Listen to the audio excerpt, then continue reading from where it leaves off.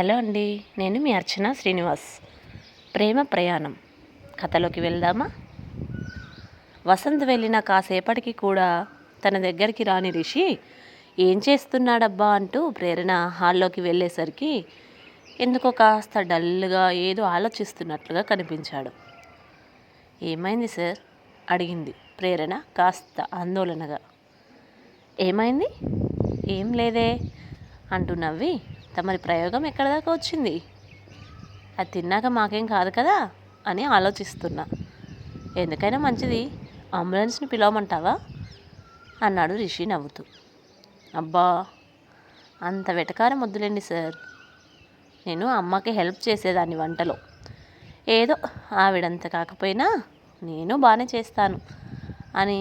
అంతలోనే అమ్మ వాళ్ళు ఏం చేస్తున్నారో, ఇంట్లో ఏదైనా గొడవ జరిగిందో ఏమో నా వల్ల అంది నెమ్మదిగా. అలా ఏం జరగదులే, వాళ్ళే అర్థం చేసుకుంటారు నెమ్మదిగా. కాస్త టైం పడుతుంది అన్నాడు ప్రేరణ తలపై చేయి వేసి జుట్టు సవరిస్తూ. నిజంగానా అంది అతని కళ్ళల్లోకి ఆశగా చూస్తూ. నీ మీద నాకున్న ప్రేమ అంత నిజం అంటూ మెల్లిగా ఆమె పెదాలపై తన పెదాలతో ముద్దు పెట్టాడు ఆమె ఆలోచనలు మళ్లించడానికి. 2 నిమిషాలు ఇద్దరూ అలాగే ఉండిపోయాక మెల్లిగా విడిచిపెట్టాడు రిషి. స్టవ్ మీద స్వీట్ ఎందుకు మాడిపోయిందని వాళ్ళిద్దరూ వచ్చి అడిగితే ఏమీ చెప్పలేక మళ్ళీ నన్నే తిడతావు, వెళ్ళి ఆ స్వీట్ సంగతి చూడు అంటూ నవ్వేసరికి సిగ్గుపడుతూ లోపలికి వెళ్ళింది ప్రేరణ. ఎలాగైనా ప్రేరణ తొందరగా ప్రెగ్నెంట్ కావాలి. తమకి సంవత్సరంలోపే బాబు పుట్టాలి. అప్పుడే నా దోషం కూడా తొలగిపోయి హ్యాపీగా ఉండొచ్చు అందరం. ఈ సంవత్సరం పాటు నా టైం అంతా ప్రేరణతోనే అనుకుంటూ సంవత్సరం అంతా ఏమేం చేయాలో ఆలోచించడం మొదలెట్టాడు రిషి.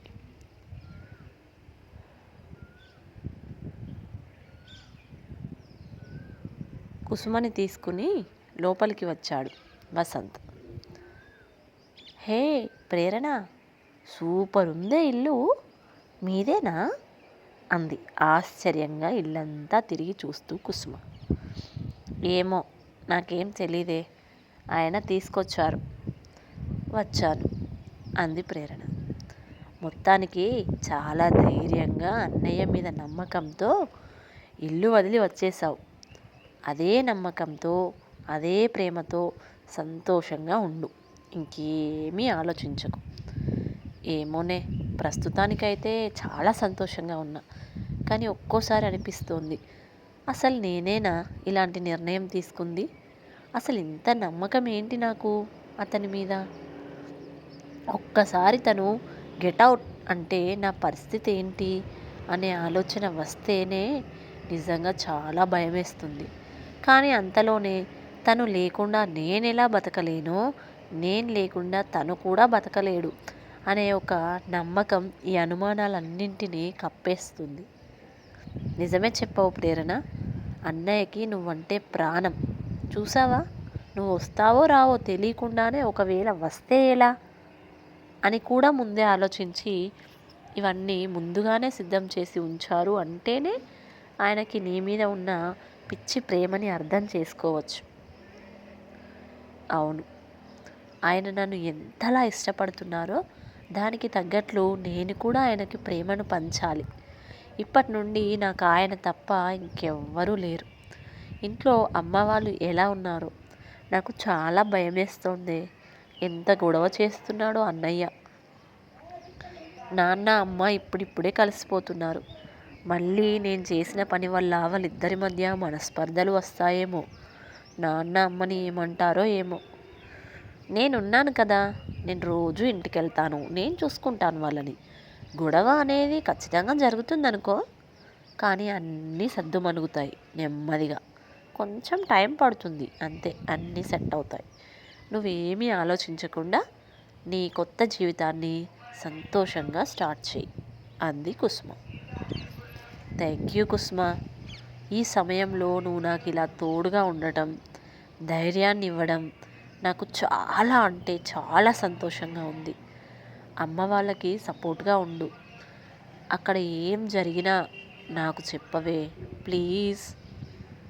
అలాగే, నేను చూసుకుంటానని చెప్పాను కదా, ఇంకా నువ్వు ఏం ఆలోచించకు అని ధైర్యం చెప్పింది కుసుమ.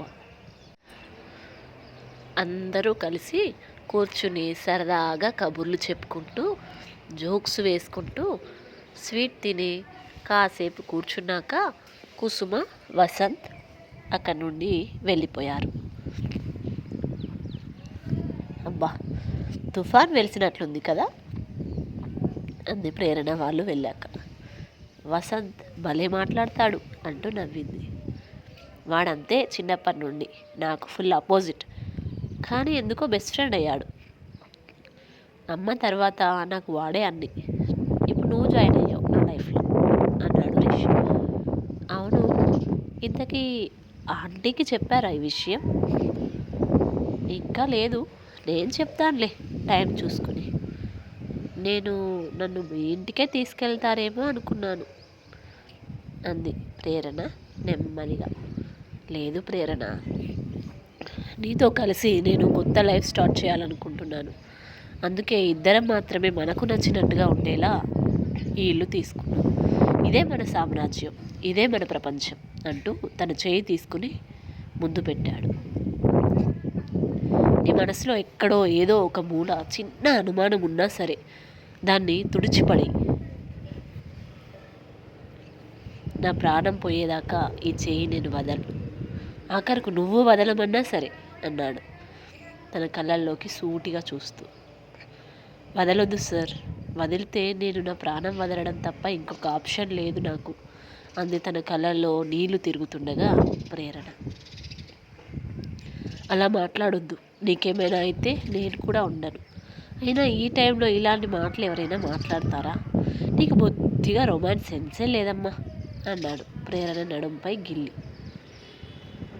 కిలకిలా నవ్వుతున్న ప్రేరణను చూసి, నువ్వు ఎప్పుడు ఇలాగే నవ్వుతూ ఉండాలి. నీ మెడలో తాళి కట్టకుండా నీపై చెయ్యి వేస్తున్నందుకు నన్ను క్షమించు. కానీ నాకు నువ్వు జీవితాంతం కావాలి, అందుకోసమే ఇలా చేయక తప్పట్లేదు.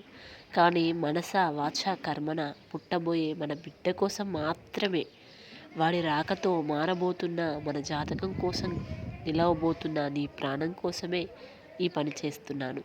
ఎప్పటికైనా నువ్వు నాకు భార్యవే అవుతావు అంటూ తన మనసులోనే అనుకుంటూ ప్రేరణ వంక అలాగే చూస్తూ ఉండిపోయాడు రిషి. తర్వాతి భాగం రేపు. ప్లీజ్ సబ్స్క్రైబ్ చేసుకోండి.